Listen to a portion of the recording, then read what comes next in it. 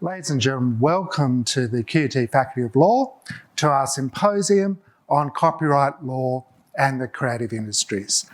The purpose of this event is to bring together creative practitioners, cultural, institutional representatives and legal academics and lawyers to discuss the intersection between copyright law, creativity and culture. As is always the case at QUT, in keeping with the spirit of reconciliation, we acknowledge the traditional owners of the lands where QUT now stands and recognise that these have always been places of teaching and learning. We wish to pay respect to their elders, past, present and emerging, and acknowledge the important role Aboriginal and Torres Strait Islander people continue to play within the QUT community. Elliott Bledsoe is going to talk about creativity, culture, copyright and COVID-19. Elliott is a copyright officer with the Australian Digital Alliance and the Australian Libraries Copyright Committee. He's been very active in the community arts and a range of different cultural sectors, and even once upon a time used to work at QUT in a previous capacity. He's been very interested in how the coronavirus crisis has impacted the creative industries and has also kind of raised a whole host of novel issues in relation to copyright law, policy and practice. Elliott. Thank you. Hello, I'm Elliott Bledsoe and I'm the Copyright Officer with the Australian Digital Alliance and the Australian Libraries Copyright Committee. Today I'm going to talk about some of the copyright issues for creators and cultural institutions which have been exacerbated by the COVID-19 pandemic. Much of the content that I'm going to present today draws on some recent submissions by the ADA and the ALCC related to the pandemic and its impact on the arts and the glam sectors. Before I get started, I'd like to recognise that I'm presenting today on Turrbal and Yagara country, and I'd like to recognise Aboriginal and Torres Strait Islander people as Australia's first peoples and traditional custodians of the land. I and the ADA pay respect to their elders, past, present and emerging, and extend that respect to any Aboriginal and Torres Strait Islander people viewing this presentation and to all Aboriginal and Torres Strait Islander communities and their cultures throughout Australia. Copyright is a legal protection designed to encourage the sharing of knowledge, ideas and culture. It is important to recognise and respect that Indigenous peoples the world over have been sharing knowledge through networks for hundreds of thousands of years. Australia has a long history of storytelling that starts with our first peoples. Also, before I get into the content, you can reuse this presentation in any way that you like because it's available for reuse under the terms of a Creative Commons Attribution 4.0 license, which means that you're free to copy and redistribute it or any modified version of it that you make, as long as you acknowledge the Australian Digital Alliance as the copyright owner. Okay. Let's get started. For artists, producers and venues, COVID-19 has disrupted how artistic works are created and presented. The pandemic has been an exceptionally disruptive process, an interruptive process for creators of all kinds, regardless of what area or art form they're practicing in, regardless of the type of cultural body that they are. COVID-19 has had a significant impact on the creative practice and the operation of these types of organisations. So the sites of arts and culture, theatres, cinemas, art galleries, concert halls, music venues, libraries, museums and other cultural venues are all built on an assumption of physical access. For artists, while the creative process may often be a fairly solitary one occurring in the background, the presentation of artwork often happens in a physical location, such as some of the sites that I've mentioned.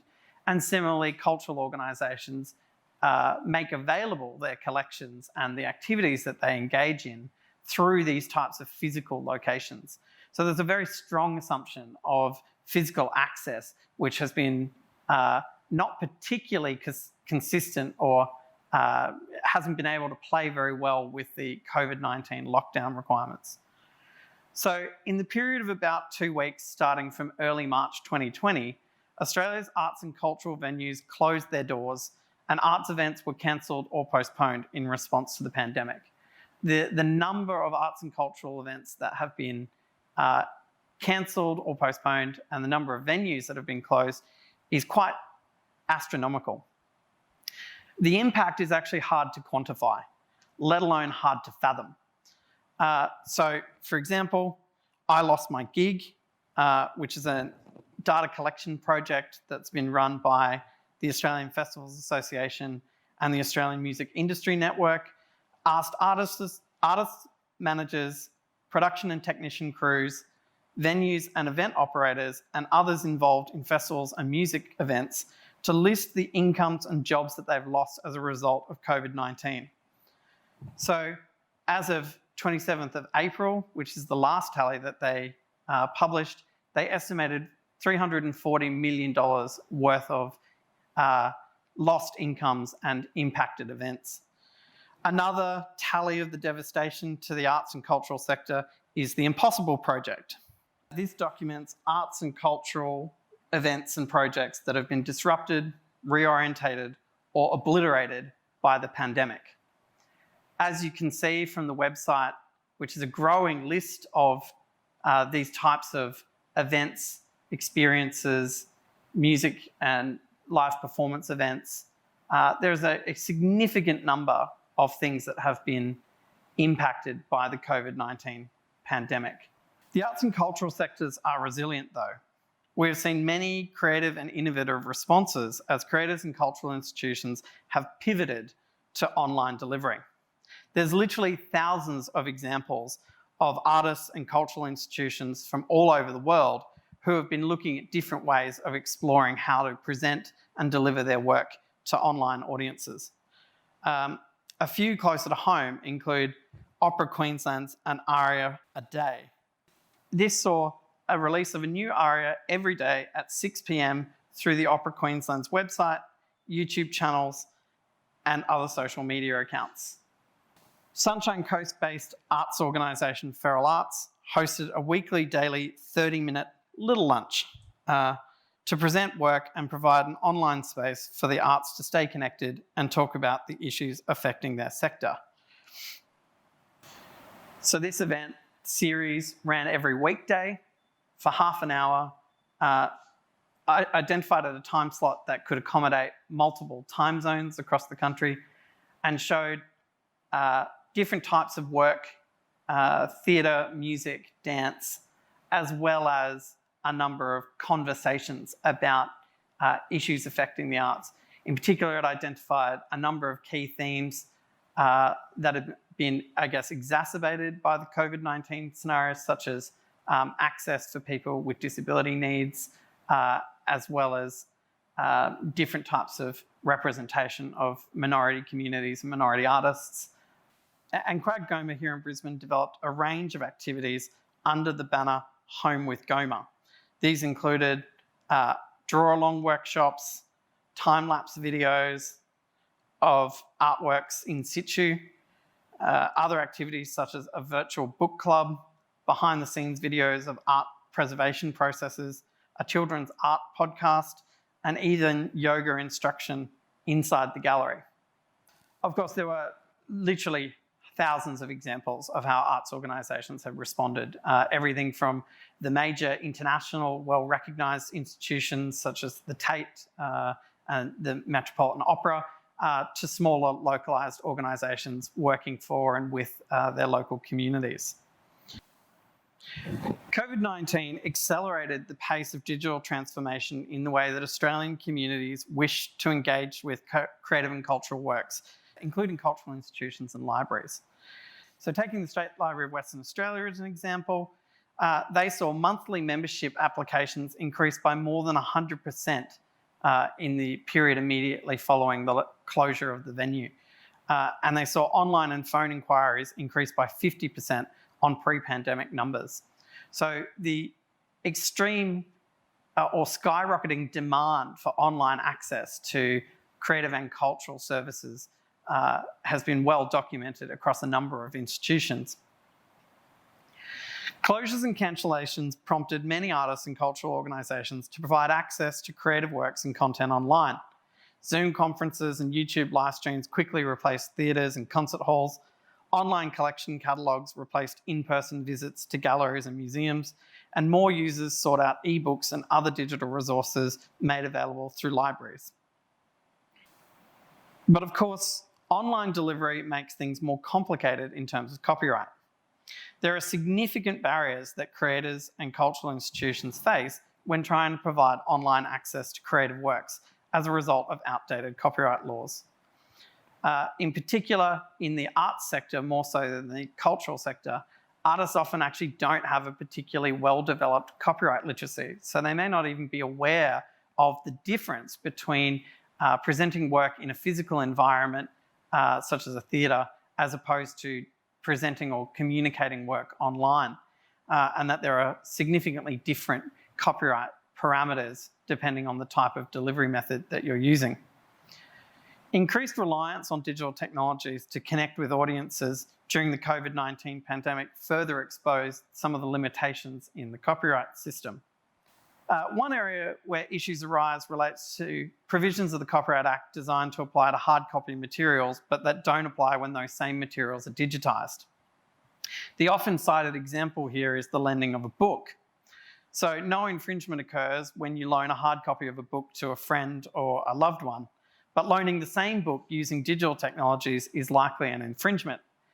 The likelihood of most artists knowing these kinds of differences or nuances between the physical and the online environment is pretty low. Now, of course, the online environment becomes complicated because every digital use involves copying and communication. And by default, permission is required to do these things, unless, of course, an exception exists.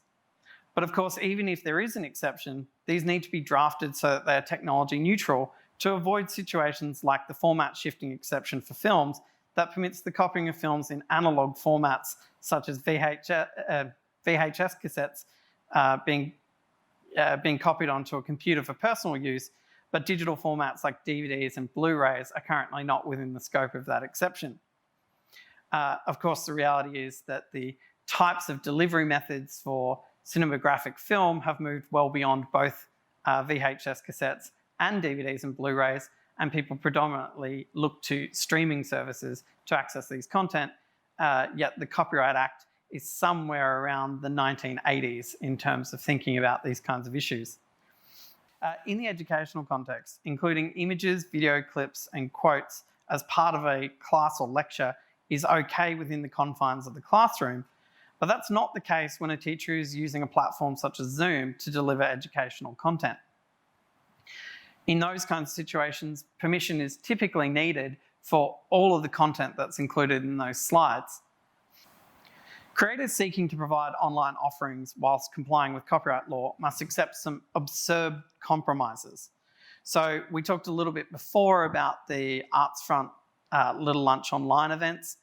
In that situation, they had a dancer performing to music and the video was automatically taken down by YouTube only a couple of minutes after the end of the live streaming, which led to a situation where when dancers were included in the program after that, they had to essentially agree to not stream the music through the video in order to overcome these kinds of barriers. So you have dancers performing to a set of music that can't be communicated to the audience online because of the nature of both copyright and the kind of automated or machine-based copyright clearance processes that attach to that. This is an actual real example, as I said. The dancer in some of these cases opted not to include the music in the live stream to avoid having the video taken down by YouTube's automated content moderation systems. During the pandemic, the risk of automated takedown was even greater as YouTube relied more on machine learning to remove content without human review. YouTube themselves warned on their blog that users and creators may see increased video removals, including some videos that may not violate policies. So there was an open acknowledgement by the platforms that it was likely that machine-based content review would result in content being taken down that wasn't in infringement of copyright. Similarly, Facebook and Twitter also ramped up their automated content moderation during COVID-19.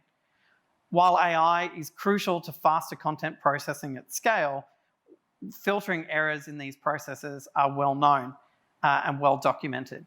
Similarly, bigger ethical questions around the awareness of bias in these kinds of systems also is a factor that needs to be properly thought through. It took an industry-led special arrangement for library story times to go virtual. This is something US libraries argued was within the scope of the American broad fair use exception, but here in Australia it required a set of negotiations between industry players in order to make that happen. So the industry agreement allowed online story time during the pandemic, which was negotiated between the Australian Library and Information Association, the Australian Society of Authors, and the Australian Publishers Association. And this was later extended to schools through the efforts of the COAG National Copyright Unit. Without overshadowing the significance of these industry-led initiatives, generally speaking, licensing responses are piecemeal, slow, and require significant investment of time and resources to negotiate. The inconsistency of licensing can be seen in the update to the virtual storytime agreement that was published by ALIA on the 22nd of September. There are 7 different periods at which the arrangement will end across 23 children's picture book publishers. While an industry-led licensing or special arrangement may be great in theory, as the pandemic carried on, each publisher came in with a different response to when they wanted to see that arrangement end. And this creates an exceptionally complicated and difficult environment for cultural workers, librarians and similar types of workers, in order to determine if the type of book that they want to read in a virtual story time is currently still within the scope of this industry agreement or not. You need to look to a list like this and determine which publisher, or rather which book, which publisher, which time period can you rely on this agreement. And if you can't rely on it, then you need to look to get permissions directly from the publisher for that purpose. Licensing is often not the most efficient way of trying to manage these kinds of things, especially in highly disruptive situations such as COVID-19. Exceptions that apply equally to all copyright materials and uses, including online uses, which have been drafted to ensure that they provide flexibility and which are protected from contractual override, would go a long way to increasing the consistency and utility of these types of activities. Copyright reform, of course, tends to be a long process. Even recent law reform coming out of Canberra to modernise the Copyright Act has not addressed these underlying issues.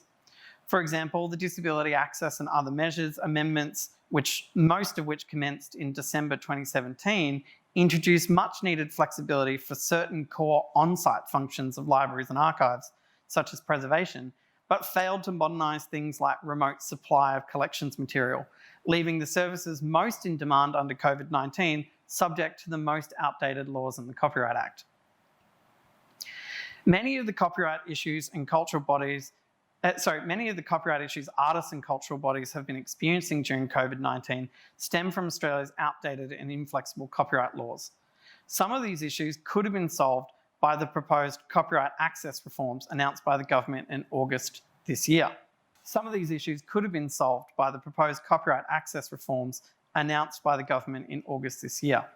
Minister Fletcher announced updates to the libraries and archives and education exceptions, introducing a limited liability scheme for the use of orphaned works and a new fair dealing exception for non-commercial quotation, as well as updates to the government statutory licensing scheme. These changes will provide much needed flexibility for Australian creators, libraries, archives, schools, universities, vocational education and training providers, and government agencies, resulting in better access outcomes for all Australians while protecting the rights of creators. As such, the ADA and the ALCC call on the government to recommend the introduction, to expedite the introduction of the copyright access legislation as a priority. For more on these issues and other issues related to the COVID-19 pandemic, you can view some of our recent submissions, such as the one to the House of Representatives Standing Committee on Communication and the Arts, inquiry to the inquiry on Australia's creative and cultural industries and institutions, both of which you can access on the ADA and ALCC websites. Thank you.